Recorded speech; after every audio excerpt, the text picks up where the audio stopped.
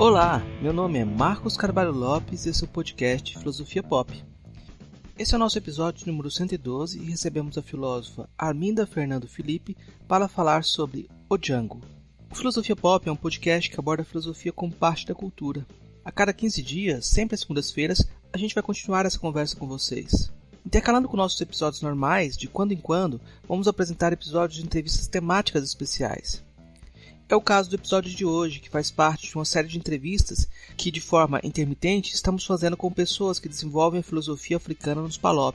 Essa série se chama Djemberem. Djemberem é um espaço em que se exerce a palavra, em busca da construção de consenso que restaure a harmonia da comunidade.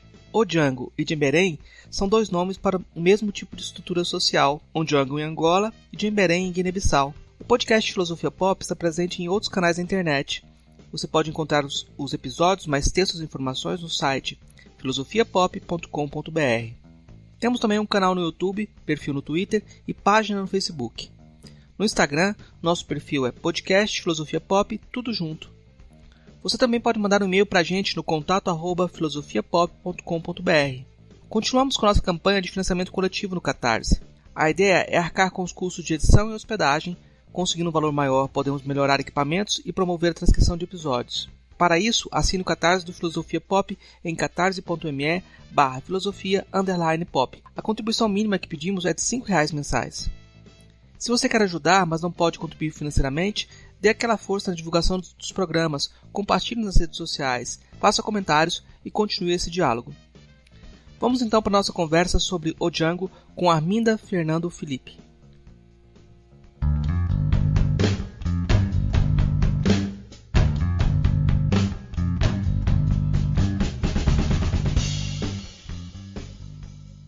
Hoje a gente conversa com a professora Arminda Fernando Felipe, direto da cidade de Uíge. Ela nasceu em Ebó, na província de Kwanza Sul. É licenciada e mestre em Filosofia, Teologia e Ciências da Educação pela Universidade Católica Portuguesa do Porto e tem doutorado em Filosofia pela Faculdade de Letras da Universidade do Porto. É docente do Instituto Superior de Ciências da Educação do Uíge, com a categoria de professora associada.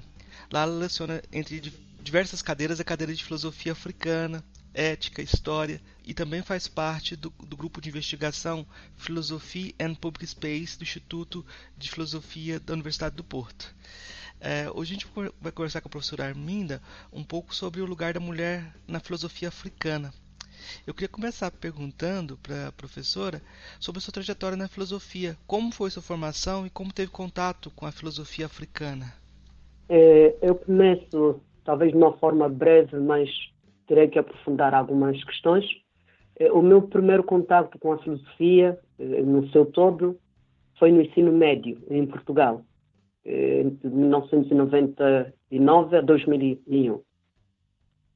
Claro, esse contacto com a filosofia, há sempre filósofos muito destacados, como Sócrates, Platão, Aristóteles e Kant, entre outros. Isso despertou-me o interesse em aprofundar o conhecimento filosófico. Ficou em mim essa grande questão e, sobretudo, Areópago, porque, claro que nós em Angola temos também o Django, não é a única expressão, mas a estrutura é a mesma e com várias designações de acordo com a região em que a pessoa se encontra, mas na zona do Kwanza Sul, centro e sul, chamamos por Django. E depois, na minha licenciatura, como acabou de dizer na sua apresentação, eu fui para a Universidade do Porto, fiz a licenciatura, fiz também o mestrado nas áreas que já mencionou e na cadeira de seminário especializado eu tive que investigar sobre o Django. Serviram-me de inspiradores de base dessa pesquisa científica sobre o tema enunciado, 3 autores missionários. Zacarias Camoenho, bispo de Novo Redondo, Sumbe. José Nunes, um português, mas que esteve em Angola e fez o seu doutoramento em Espanha, em Salamanca, que investiga também sobre o Django na perspectiva pastoral, porque entra em questões das pequenas comunidades cristãs e o Onjango, levantando a questão também da enculturação em África e Angola. Tive ainda contacto com Fernando Francisco, também conhecido, esses três são mesmo conhecidos e convivi com esses autores, que faz o seu doutoramento na Itália e a sua tese versou-se também sobre o Onjango, coincidência na pastoral das comunidades à luz do Segundo Concílio do Vaticano. Esses autores apresentam uma reflexão em torno do Onjango tradicional, tipificada, como dizia, na teologia pastoral, mas, no meu ponto de vista, achei que era possível também reverter para o pensamento filosófico. Então, eu regresso para Angola em 2008, de Portugal, e ingressando nesse Instituto de Ciências de Educação do IJE, tive contato com outro colega que era professor da cadeira de Filosofia Africana, já é falecido, Manomosh Matumona, e isso foi como se fosse uma provocação para mim, porque depois ele publica uma obra, entre várias, mas uma era sobre a filosofia africana, na linha do tempo.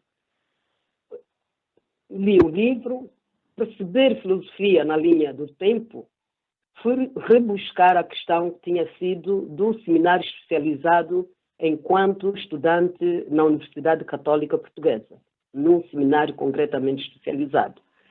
Eu tomo esse conceito do Onjango e começo a descodificá-lo porque é uma estrutura tradicional que é o nosso espaço público tradicional, onde, de facto, os povos da África, ou alguns povos de África, ou concretamente essa região centro-sul, que fiz referência de Angola, que pertence aos povos Banto, tomam essa estrutura como um espaço comum da comunidade, onde se resolve todos os problemas, onde se traçam linhas políticas.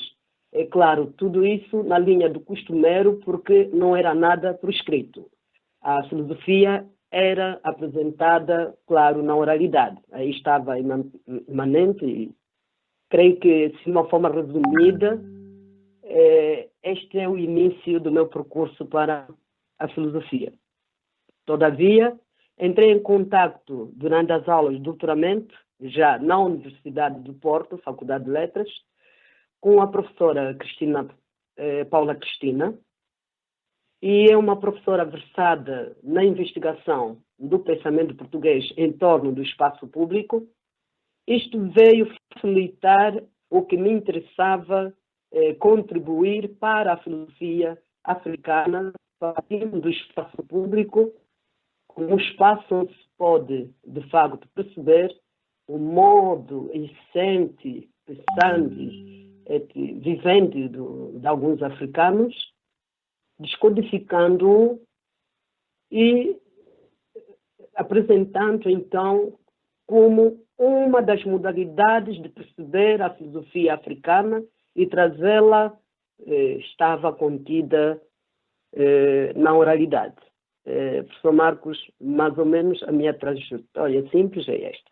Eu acho muito interessante que tem um diálogo endógeno dentro do seu percurso, de ter um professor que trabalhava filosofia africana. Exatamente. E te inspirou, de certa forma, nessa construção. Eu vou ter que te perguntar um pouco mais sobre o Onjango, é assim que se pronuncia? Exatamente, Onjango.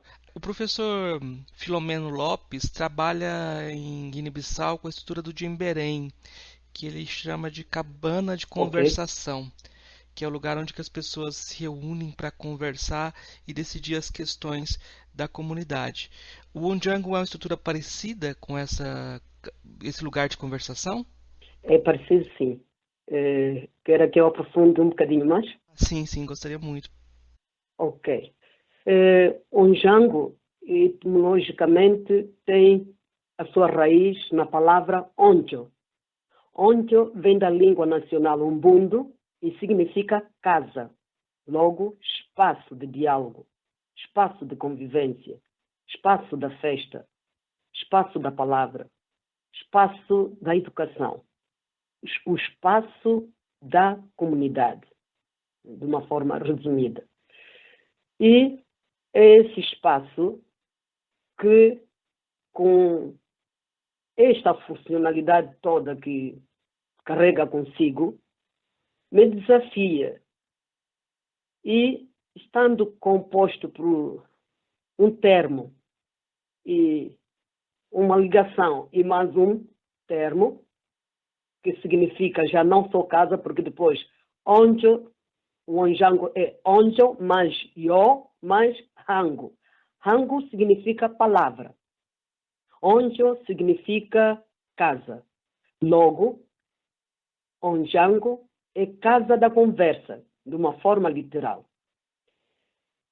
Mas, filosoficamente, traduzo como o espaço filosófico ou espaço público filosófico na linha da filosofia social e política africana. Logo, onde e ango não são conceitos que eram percebidos, remetidos a essa noção, a essa ideia do pensamento, embora, todavia, pensia-se o pensamento oculto na oralidade, eu tomo, então, esse espaço, que até então era simplesmente concebido como estrutura social e política da comunidade, como disse, tento fazer um estudo, uma reflexão, que me levou também à pesquisa de campo aprofundado com os mais velhos, com os jovens e os anciãos mais tardios, quer dizer, alguns estratos sociais, não são um grupo, uma vez que ainda esse Onjango continua com a sua valência em todas as aldeias. Em termos políticos, o governo angolano adotou essa estrutura para cada comunidade, porque onde acontecem os encontros entre a autoridade tradicional e a população, e lançamos-nos nessa aventura da compreensão da sua perspectiva filosófica. E a filosofia olhada à luz do Onjango dá-nos algumas perspectivas de uma filosofia que abre o horizonte também no aspecto democrático. A África, a sua democracia ainda é incipiente em alguns países, e percebendo o que era um Onjango com a pesquisa de campo, que há uma democracia deliberativa, então apresento no meu livro, neste caso, algumas propostas ou alguma ideia o que deveria ser em África uma democracia. A mais correta, talvez, a deliberativa, em que o povo participa muito mais. E tive sorte, como dizia, em encontrar uma professora que investiga sobre o espaço público e que publica também vários livros, e isso facilitou o meu trabalho, tendo em conta vários autores, que também tive de estudar. É claro que não é possível esgotar todos, a formação continua, e prossegui com esta reflexão até que nasce esta obra conhecida como Onjango, Filosofia Social e Política Africana, onde a gente apresenta alguma síntese que evidencia algumas especificidades dessa filosofia social e política a partir de noções-chave que se mostram como fundamentais na utilização da tradição oral no próprio Onjango, enquanto espaço. Também porque traduzem melhor esta forma de estar e de pensar de alguns povos africanos. E com essa publicação da obra, é claro, vem algum desafio. Também esse desafio tinha sido lançado no Dia da Defesa, que prosseguisse. E isso lança-me em prosseguir a formação, já iniciada em fevereiro deste ano, como pós-doc, em que continuo a pensar e repensar a filosofia africana. Já não se coloca em questão se existe, mas sim de que se ocupa essa filosofia africana. E então eu parto do Onjango para poder identificar melhor o espaço público africano contemporâneo. Professora, dentro dessa perspectiva tradicional do Ondjango, qual o espaço das mulheres, das crianças? Quem tem voz nessas estruturas? Todas as pessoas?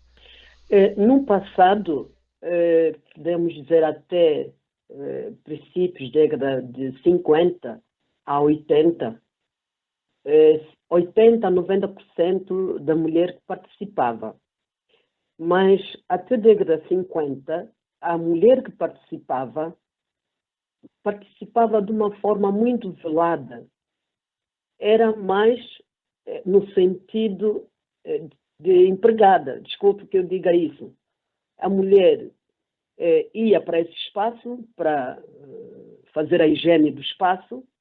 A mulher ia a esse espaço só para levar a comida, porque no momento das refeições era um convívio, havia sempre orientações para algum grupo de mulheres para apresentar refeições, porque os homens que frequentavam todos tinham suas mulheres, mas não podia ser cada marido receber a comida da sua esposa. Então, as refeições eram feitas por grupos indicados para cada dia. E a mulher só voltava para esse espaço ao final do dia, no momento do convívio, da dança, mas nunca entrava dentro da própria estrutura, isso tudo à volta. Entrar só para a limpeza, o convívio, a refeição e a porta que ele entregava. O que significa que, verdadeiramente, a mulher não tinha espaço. Esse espaço era para os homens. E a mulher estava excluída da educação que se fazia no Onjango. A mulher era educada em casa de uma senhora que fosse indicada como idônea, simplesmente para a preparação doméstica, caso estivesse já na idade de preparação para assumir suas responsabilidades, como a constituição da família nuclear. Todavia, a mulher começou logo com as independências, e Angola também abre-se a isso, muda o sistema de ensino com as independências, e aí a mulher começa a ter espaço. Concretamente, nessa diocese que eu disse, a diocese de Sunde, o bispo à luz do Concílio Vaticano II cria e organiza uma pastoral aberta em que insere as mulheres, e as mulheres começam também a frequentar o espaço, a tomar a palavra, e o Onjango toma uma dimensão mais alargada, mais democrática, um Onjango que se tornou um espaço excelente para todos, porque aí cada um tem o seu espaço. Se é para a educação, ocupa-se para a educação, se é simplesmente como conselheiro ou conselheira também, e se for a nossa estrutura teórica, jurídica, que também é vista nesse espaço, então a mulher começou a ter espaço, deixou de ser aquela que só deveria cuidar de filhos, dos campos, que era o seu espaço, não é? O espaço nuclear, o espaço alargado, porque a África tem a família nuclear e a família alargada, e não passava disso. Mas, felizmente, a mulher em África, e concretamente em Angola, já começa a ter mais peso relevante neste espaço tradicional que é o Onjango. Eu encontrei um artigo que a senhora fala sobre a aplicação do Ondjango na educação, né? Tenho esse artigo. Nesse sentido, o Ondjango como um espaço de inspiração na educação filosófica também. Também. Eu queria que o senhor comentasse um pouquinho sobre isso, porque isso é muito interessante, como isso pode ser articulado. Isso pode ser articulado da seguinte maneira. No Onjango tradicional, os jovens, quando atingissem já a idade da adolescência, eram integrados e serem no grupo de adultos. E então eu considero o Onjango como espaços, como espaços. Como é que vem essa inspiração? Vem essa inspiração porque, olhando para essa estrutura, descubro que o Onjango, de facto, era um espaço de educação, embora parecia muito centralizada para cada comunidade, porque cada comunidade tem o seu próprio espaço, mas não havendo educação sistematizada para todos, porque até antes da colonização esse espaço já existia, então tomamos esse espaço como inspiração para este estudo sobre a filosofia africana, pegando essa perspectiva da educação, que conserva alguns valores e esse tomar a palavra, que a palavra é um grande símbolo nesse espaço, porque não é qualquer um que toma a palavra. E a mulher, quando toma a palavra e reflete, toma e reflete nesta dimensão também de fecundidade, porque logo é um espaço e que fecunda a todos, cada um, ou para a aprendizagem técnica, pesca, caça, agricultura, entre outras atividades, ou então para ser o conselheiro que na comunidade, sempre que houvesse necessidade de discussão, fosse ele o modelo ou o principal a tomar a palavra para persuadir, para apresentar as linhas concretas do modo de se estar na comunidade, para que não houvesse concretamente intromissão de todos, porque numa comunidade alguém tem que tomar a palavra, alguém tem que ser responsável. E percebi que era um lugar onde se podia fazer uma grande reflexão para o estudo da pertinência desta filosofia que vamos desabrochando, que ainda a filosofia africana não está acabada, se vai fazendo. Essa educação filosófica, então, visa formar o homem em todas as suas dimensões, humana, intelectual, social, política, econômica, cultural, até podíamos dizer também religiosa, ético, moral, porque a educação é o centro do desenvolvimento do próprio pensamento humano.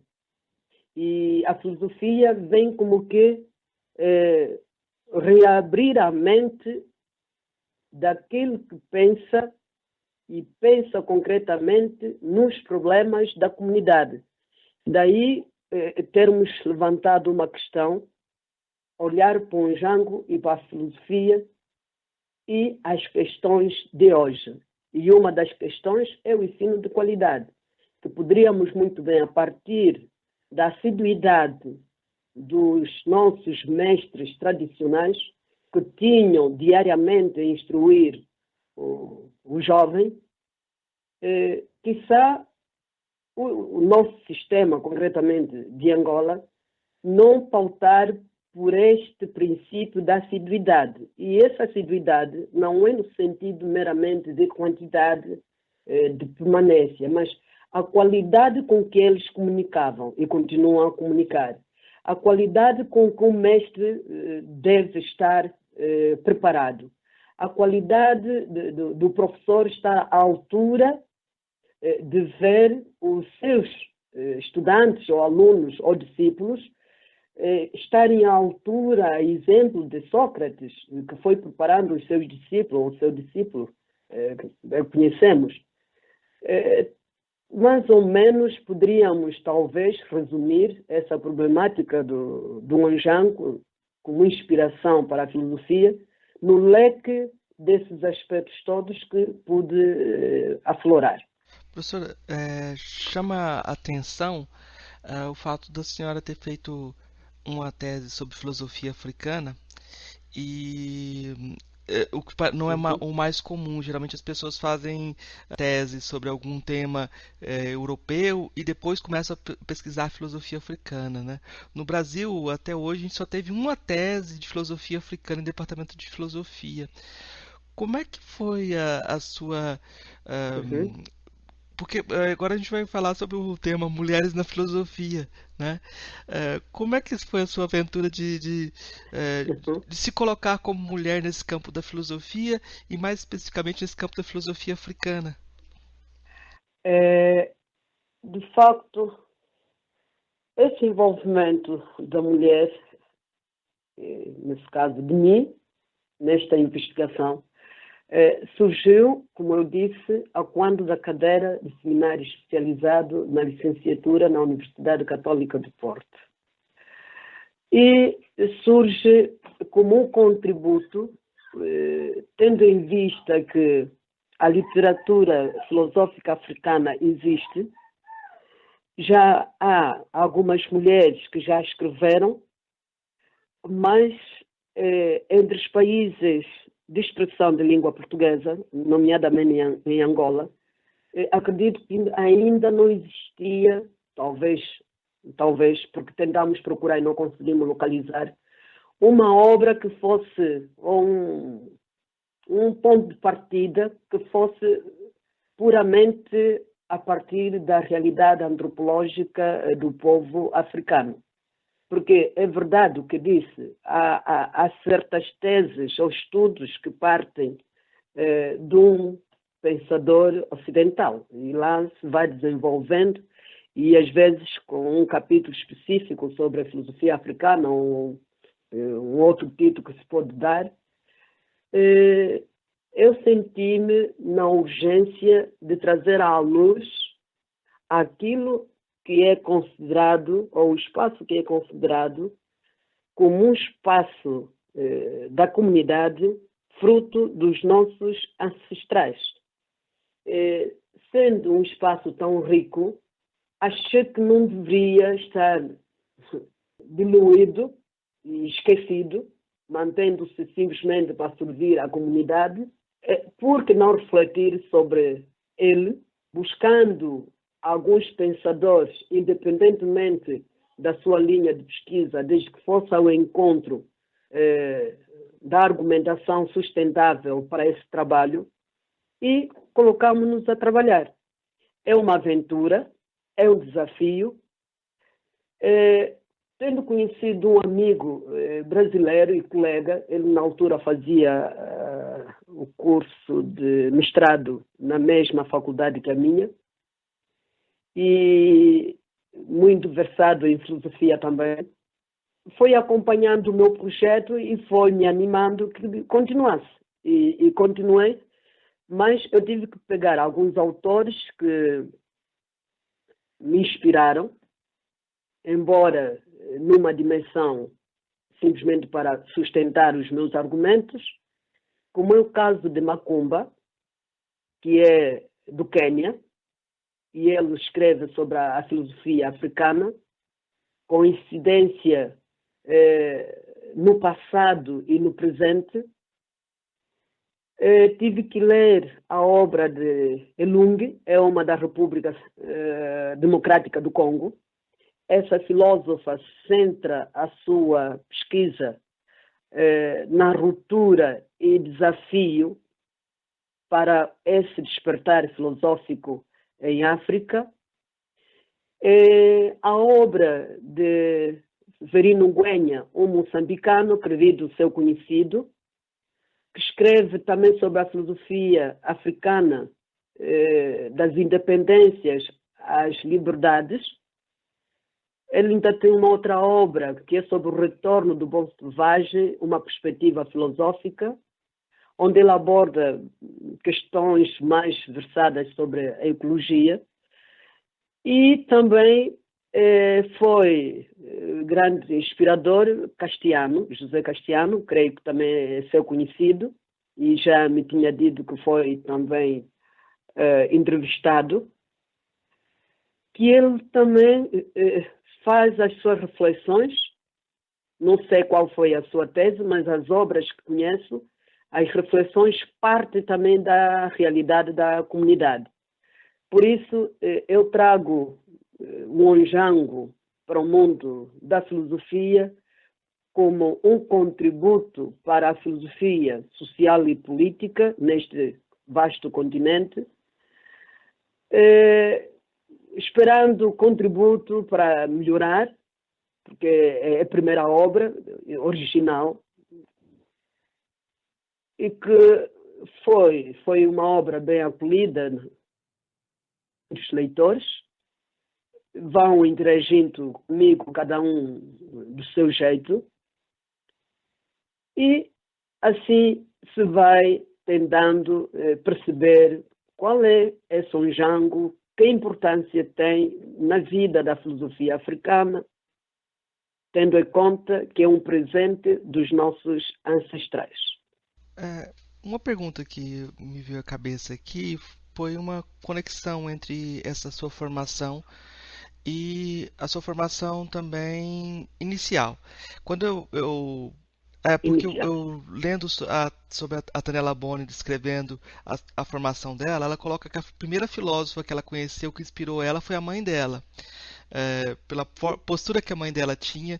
Qual foram as mulheres que te inspiraram na sua formação inicial? Assim, tem algumas mulheres especiais que te inspiram?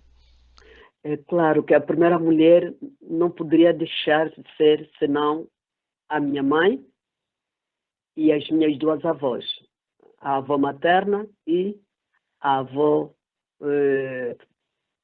materna e a avó paterna. Inspiraram-me porque, de facto, graças a essas três grandes mulheres, eram mulheres que viviam de uma forma sóbria, mas mulheres que não tiveram possibilidade da formação sistemática, mas que no seu modo de viver, de estar, refletiam esta dimensão da gente estar aberto para o outro. E é nesse sentido em que elas me marcam fortemente na minha educação inicial, aquele cuidado de que o que é nosso, mas se o outro precisa, nós devemos oferecer ou emprestar, independentemente do que é que o outro precisa. Aquilo que é nosso deve ser preservado para ter melhor utilidade e maior durabilidade também.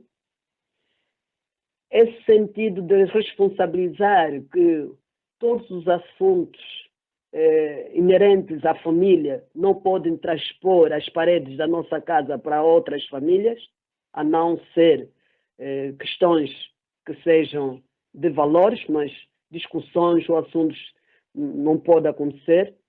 A minha mãe, concretamente, não admitia que um filho ou uma filha se discutisse com os colegas, viesse à casa com esses problemas. Quem trouxesse, em vez da minha mãe sair para perceber o que é que se passou lá no local da confusão, ela própria educava-nos, tocando em nós, com palmadas. E fui sendo educada, moldada nesse sentido de viver para os outros. E isso leva-me a ingressar numa congregação. Porque o modo como a mãe falava para nós fez-me perceber essa dimensão catequética, que foi mais isso que me motivou. Se a minha mãe é a minha catequista, se a minha mãe é a minha professora, quando eu for grande gostaria de ser também professora.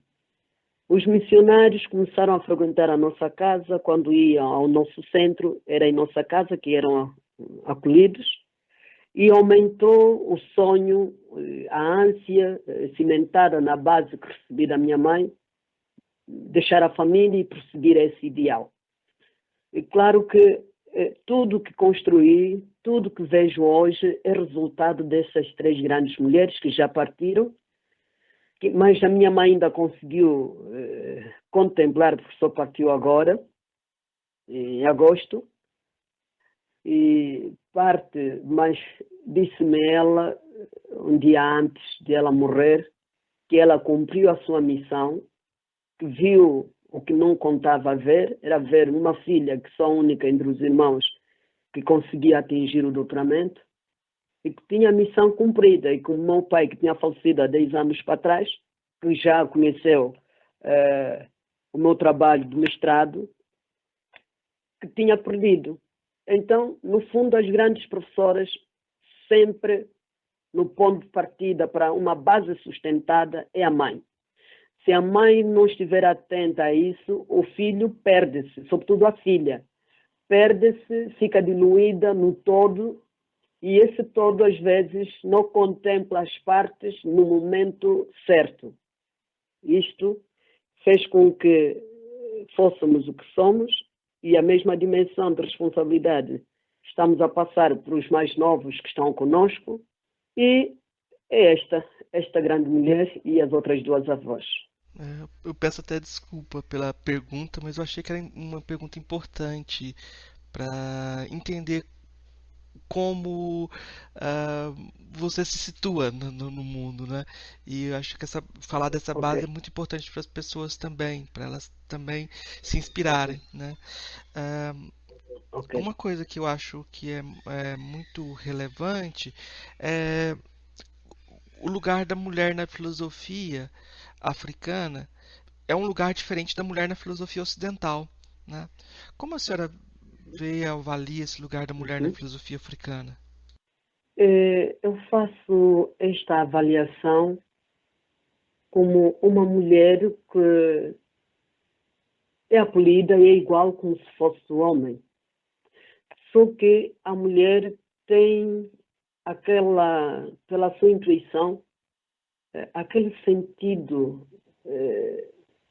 humilde, e nessa sua simplicidade e humildade tentar penetrar aquilo que é real e sem fazer barulho. Porque para mim filosofia não é barulho. Filosofia é um silêncio que se vai desabrochando, que se vai desenvolvendo.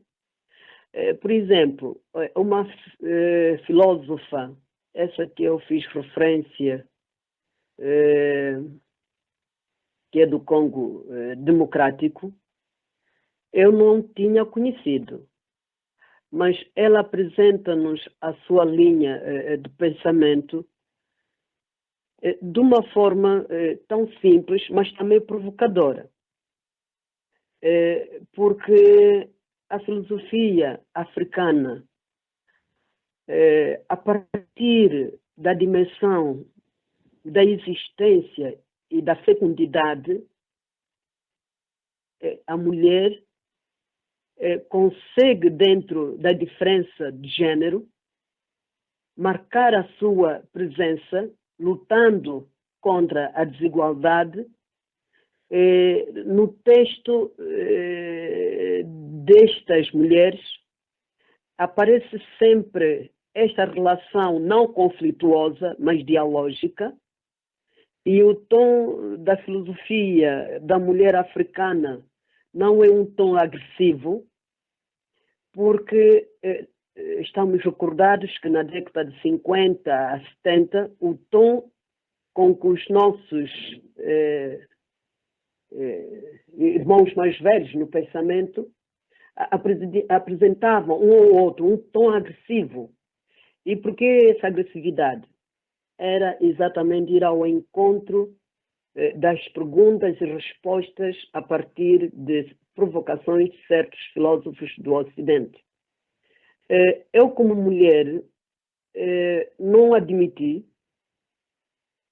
que Hegel negasse a história do africano, a cultura do africano, e dizer que o africano é meramente selvagem e não pensa. Isso seria renegar a minha própria existência, porque tenho essa dimensão de fecundidade em mim. Então, a mulher é aquela que fecunda, e quando escreve, traz essa dimensão de secundar o texto, mostrar de que não é na violência, é num diálogo pacífico, em que se pode hoje dialogar filosofando, é nesta dimensão da existência que se consegue refutar a presença da história e da cultura da África sem verdadeiramente guerrearmos. Porque a filosofia não é algo estática. A filosofia é um modo de um povo perceber o que é, como entende a natureza, a existência e o próprio Deus, e não tanto respondermos o Ocidente, desculpe. Então, neste caso, a sua participação começa a ter uma dimensão como que tende a apaziguar também aquela linguagem inicial das décadas de 50, 70, e que tinha que se afirmar a negritude e a africanidade. Que isso já não é questão que refletimos. Quando trouxemos à luz, que também refletimos sobre estas questões na nossa obra, era no sentido de convergência do pensamento hoje para se redescobrir aquilo que é muito mais urgente no campo político, no campo social, no campo cultural, científico e religioso, porque afinal a mulher vai tomando também, ou vai sendo reconhecida e vai tomando algumas responsabilidades em várias áreas de saber ou de governo, de chefia.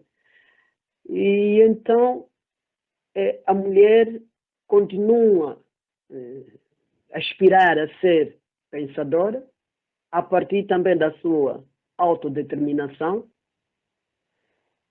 olhando para si mesma, já não como aquele instrumento mecanizado pelo homem, mas aberta ao desenvolvimento e emancipação deste grande continente. A mulher, é verdade, tem personalidade forte também, então deve participar nas tomadas de decisão em qualquer âmbito e deve continuar a contribuir para que a África, a partir da consciência, e esta consciência pode ser desperta pelos próprios pensadores africanos, de que o africano é um ser humano igual a qualquer outro. No entanto, a sua história, a sua cultura o marca de um modo diferente. Então, na sua forma de apresentar a filosofia já codificada, vai marcar exatamente esse contexto que o envolve. É assim que a mulher africana tenta olhar para a filosofia que designamos como africana. Negamos que se diga simplesmente que há filosofia em África, que alguns não aceitam que existe filosofia africana. Talvez porque antes estava na oralidade, mas agora a gente encontra várias obras dos filhos nativos que vão escrevendo sobre o contexto da África, tendo em conta as questões contemporâneas que nos envolvem. Mas tudo isso, mesmo sendo mulher, tende a pensar, como algumas pensaram, como essa Ilung do Congo, a grande obra que despertou estas mulheres e homens é a filosofia Bantu, que é do grande missionário belga, Placide Tempels, e que também nos desafiou. Se um missionário estrangeiro conseguiu apresentar o ponto de vista do pensamento filosófico africano, por que não eu, Arminda, mulher, a partir do Onjango, não apresentar o meu contributo? A senhora é docente de filosofia africana, né? Como que é recebido e como a senhora desenvolve essa disciplina? Porque a gente tem um problema aqui no Brasil, continua havendo um problema de bibliografia. Geralmente nós temos só bibliografia, uma bibliografia muito limitada em Uhum. português e um horizonte de diálogo também muito limitado. Como tem sido o desenvolvimento, como tem sido a Sim, recepção sim. da filosofia africana em Angola? É, só mais um detalhe que eu acho interessante, há pouco tempo saiu um manual da Palgrave, Uhum. que diz que não havia filosofia em Angola. Nós temos, alguns têm cultura de leitura, não é? Ainda temos. É, para a filosofia, ou a cadeira da filosofia africana, o programa que eu apresentei à instituição, porque quem estava a trabalhar esta cadeira era um outro colega e percebi-me que estava longe de ser isto mesmo. Mas retroceder um bocadinho e dizer que eh, na disciplina de filosofia do ensino médio, nós encontramos num dos blocos uma unidade que fala sobre a filosofia africana. Muitos hoje começam já a inspirar-se a partir do médio e daquela unidade que consta no programa curricular desta disciplina. Quanto ao programa do curso de filosofia que eu ministro, o meu primeiro tópico, ou capítulo, se quisermos chamar assim, eu parto de uma provocação. À procura da identidade do pensamento africano. E o que a gente tenta sublinhar nessa procura? O pensamento tradicional na oralidade, a partir dos discursos, os mitos, os provérbios e contos, a própria sabedoria popular, os ritos e costumes, o próprio nome dado às pessoas. O meu nome africano, em língua quimbundo, sou Quilombo. Quilombo, em português, significa poisada, significa aquela que acolhe, e a filosofia africana também atenta nessa questão do nome, porque as coisas devem ser conhecidas pelo próprio nome. E com os meus estudantes vamos aprofundando cada um desses aspectos para podermos chegar a uma outra questão, como um capítulo também.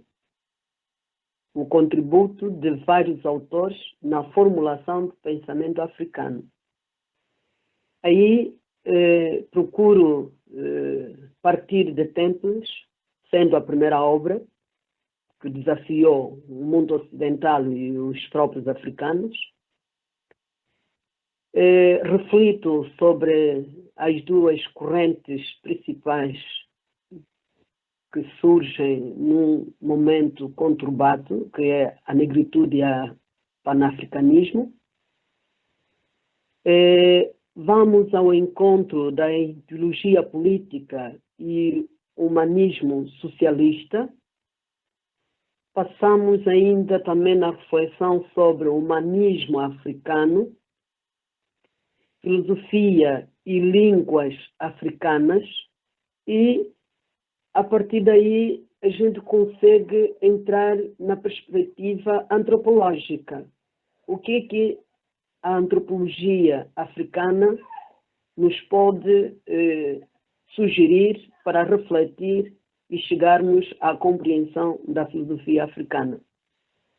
Pegamos no horizonte do homem africano, qual é o seu horizonte, a relação entre o outro e o si mesmo, como é que olha para a dor? Será que a dor é destino do homem? O homem e os seus poderes espirituais, como os reflete, como consegue vivenciá-los, olhar para o valor do pensamento humano que desabrochou em África e olhando também para a morte e essa dimensão da imortalidade que está patente no africano. O africano diz que os nossos antepassados estão vivos, deixaram de viver, passaram à existência permanente. E com esta questão da realidade africana, há que se perceber também o aspecto cosmológico. A gente tenta refletir nas nossas aulas onde estamos, a gente tenta refletir ainda a questão da criação do mundo a partir de algumas concepções de filósofos angolanos e antropólogos também, refletindo não como uma antropologia, claro, como uma filosofia, ou dando-lhe dimensão filosófica. Mas é bom que o estudante saiba esses aspectos. Refletimos no mundo como gerador de vida, o mundo sobrenatural. Curiosamente, refletimos sobre o feticismo e o mundo dos espíritos para ir construindo uma nova consciência nos jovens de que o feticismo é uma crença e é uma crença que divide o homem, destrói famílias, destrói sociedades. E concretamente em África há famílias que às vezes deixam de existir porque, por ser feiticeiro, é morto, é sufocado. E isto tem que ser refletido para que ele possa discernir e construir uma nova consciência. Isso nos remete para um quinto capítulo, que é sobre o pensamento africano e as categorias, onde falamos da doutrina de participação, a individualidade e coletividade, a visão unitária que se tem sobre Deus, as características genealógicas do pensar filosófico, a própria percepção no modo de sentir e pensar do africano, esta existência e razão como devem ser articulados à luz do intelecto e da palavra que tem lugar central na vida do africano, ontologia metafísica no pensar africano é bom que se reflita e para se perceber. E o estatuto antropológico e metafísico da pessoa. E esta questão vai nos remeter para o estudo do fundamento do pensamento africano, a partir de Deus, do universo, a pessoa humana, o tempo e o espaço. Para podermos, então, no sexto capítulo, refletir a filosofia africana e o espaço público. Fundamentos e natureza dessa filosofia africana é um dos tópicos a ser refletidos. Como repensar hoje a filosofia africana no sentido de se dissipar a agressividade na linguagem, na literatura filosófica, como defendi, creio que é na sua segunda questão, não é segunda, numa das questões. Refletimos também em torno da filosofia africana como um espaço de construção de sentido. Com tiques, entramos na era da imagem, e a imagem chega-nos à casa, aos nossos olhos constantemente. Então é bom que o africano tenha essa dimensão de como construir o sentido de vida, o sentido de saber. Refletimos também em torno da filosofia africana a questão da cidadania. Muitas vezes pergunto aos meus se Angola é país ou é nação. E se vocês são indivíduos ou já são cidadãos. São provocações que os remetem, de facto, a refletir sobre o nosso estar numa nação como cidadãos, aprendendo quais são os nossos deveres, mas também quais são os nossos direitos. No sétimo, nós refletimos sobre filosofia social e política africana. Dizia em instantes de que a democracia em África, em alguns países, ainda é incipiente. Então é bom, com jovens que estão a começar a vida, refletirmos nessa compreensão sobre a filosofia social e política africana. Refletimos sobre a ética e política em África. Refletimos ainda sobre a atuação que a filosofia africana hoje deve fazer na comunidade, indo ao encontro de implicações sociais, os direitos humanos, o espaço que a justiça tem na filosofia política em África. E, finalmente, no nosso 8º capítulo, refletimos sobre a filosofia da educação, onde a gente tende a buscar noção e compreensão da filosofia da educação em África, a dimensão da educação enquanto tal, já partindo daquele artigo que tinha sido publicado sobre a educação do Onjango. Filosofia africana, qual é o espaço que tem para a educação do homem com qualidade? Qual é a pertinência da educação filosófica em África? E olhando para novas perspectivas que a filosofia da educação em Angola pode despontar em nós, discípulos e alguns mestres que vamos trabalhando essa cadeira. Este, em resumo, é um programa que apresentei ao Instituto e o Instituto aprovou e vou trabalhando com este programa. É muito interessante como tem sempre uma dimensão de uma resposta a como a filosofia pode ajudar a palavra desenvolvimento talvez não seja correta, né? Mas a própria construção do país e da nação, essa dicotomia, né? Parece que tem que a filosofia no Brasil, às vezes as pessoas perguntam, falam que a filosofia é inútil. Eu acho que em vários contextos não dá para colocar a filosofia assim, né? Não dá para, ela tem que ter alguma utilidade, né? A filosofia, claro, não pode ser mesmo inútil. Tem que ter uma utilidade. É o ponto de partida para uma reflexão séria, crítica, que possa remeter o homem à autoconstrução pessoal, à construção do outro, à construção da nação. Eu vou partir para as 3 perguntas finais, porque a gente já completou 1 hora de conversa e essas 3 perguntinhas eu faço para todos os convidados.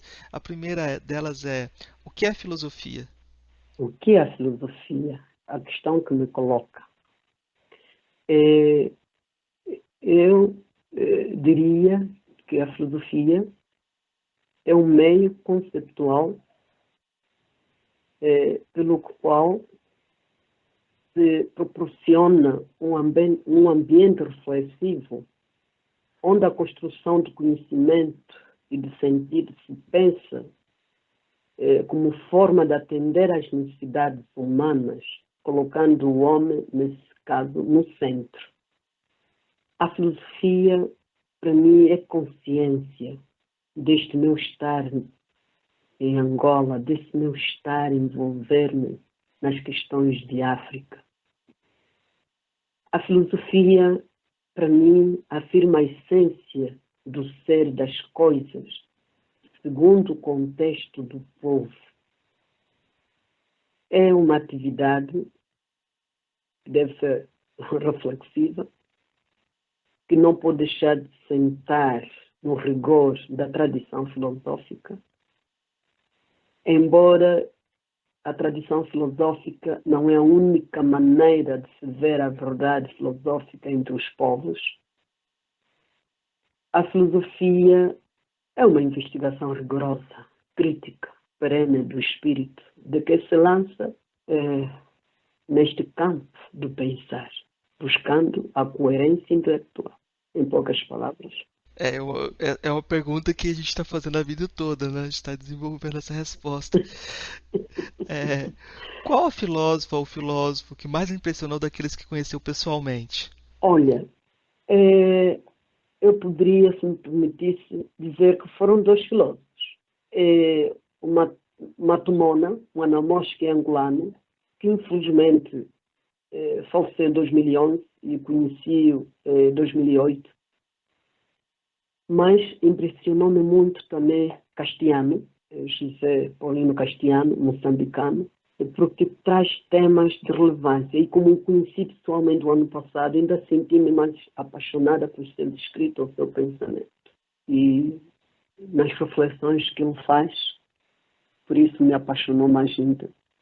Ele parte sempre da realidade do povo moçambicano, e não só, mas a partir dessa realidade antropológica, entre entrevistas e outros, ele vai construindo um pensamento que até nós já dissemos, Moçambique tem uma escola filosófica.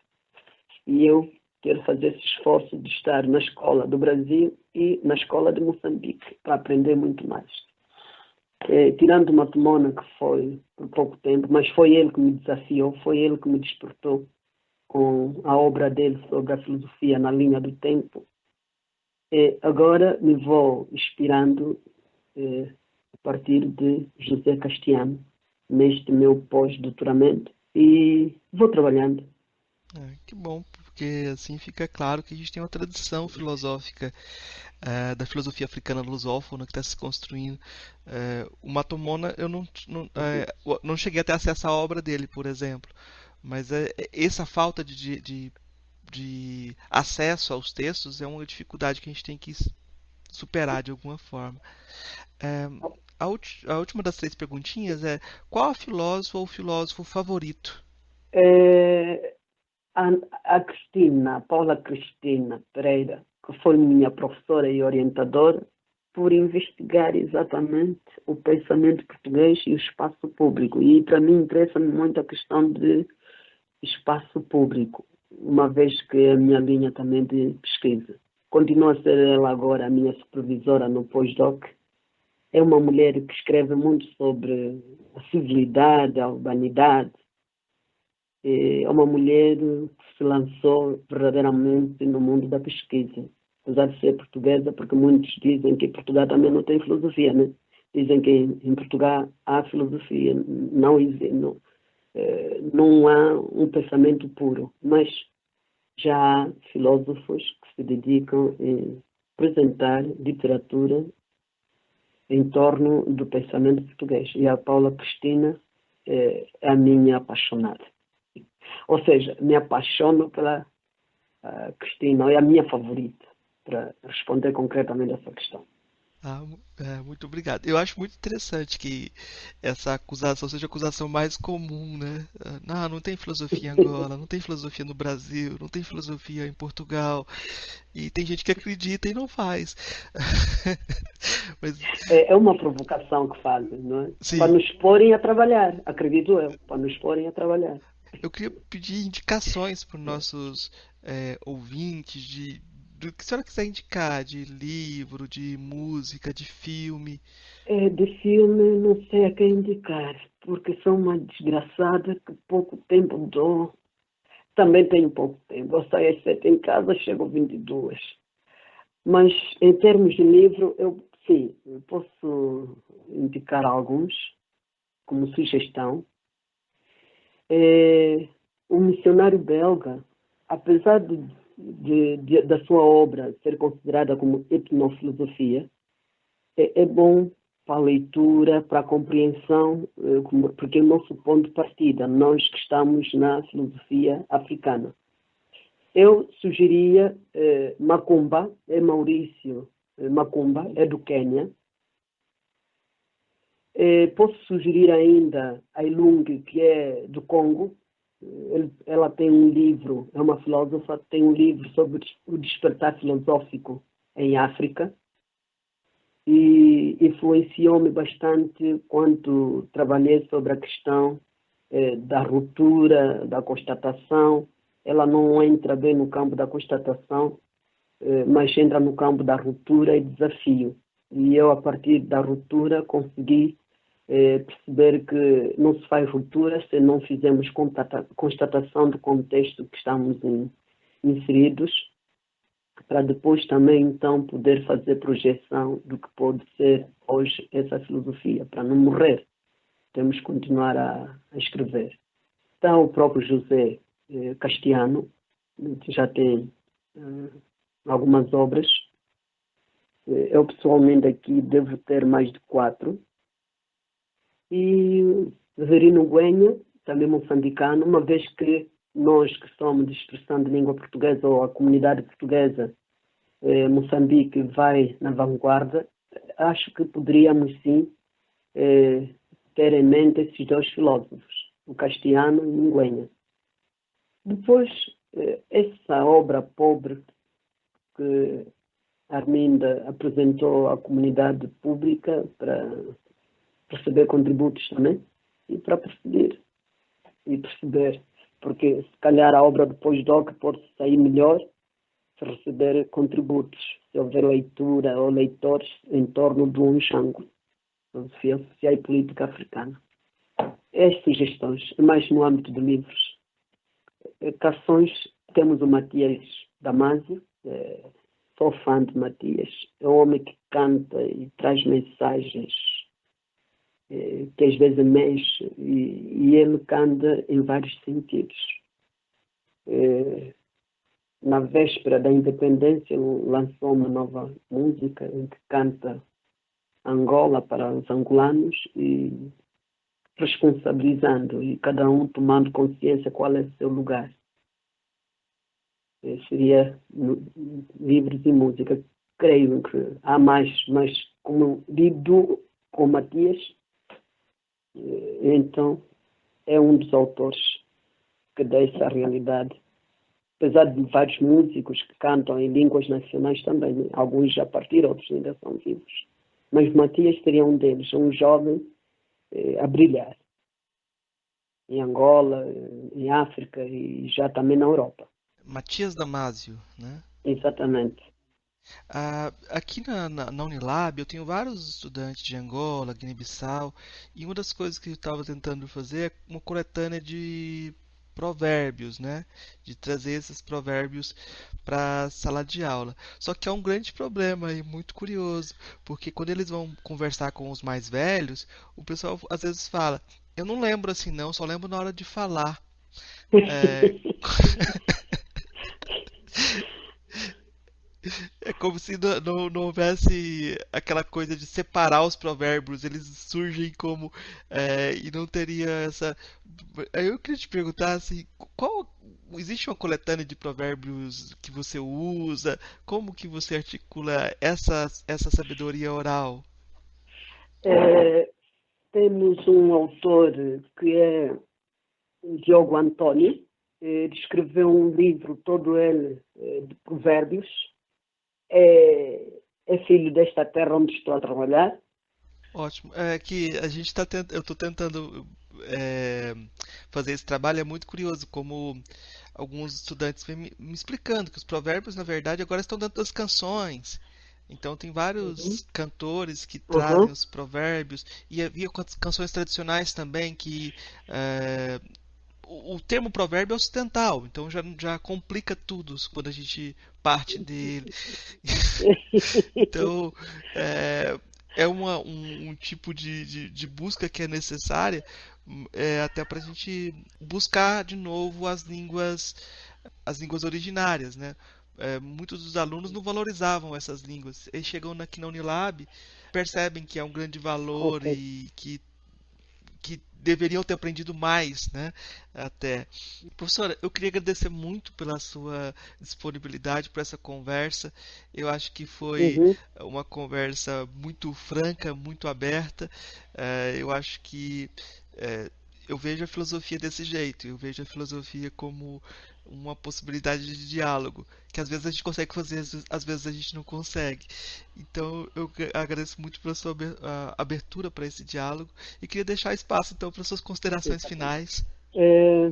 Eu é que devo agradecer.